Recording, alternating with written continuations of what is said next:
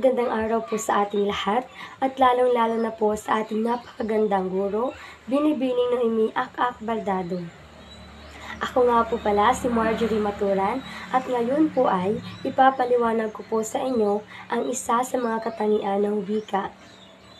Pero bago po iyon, atin munang alamin kung ano ang kahulugan ng wika. Ano nga ba ang wika? Ang wika ay ginagamit bilang isang instrumento ng komunikasyon na ginagamit ng mga tao. Sa pamamagitan po ng wika, dito po natin na ipapahayag ang ating saloobin o damdamin kapag tayo po ay nakikipag-ugnayan o nakikipagtalastasan sa ating kapwa-tao. Ang wika ay may 10 katangian at isa na po rito ay ang wika ay pantao. Masasabi natin na ang wika ay pantao sapagkat ang wika ay isang eksklusibong pag-aari ng mga tao na sila mismo ang lumikha at sila rin mismo ang gumagamit.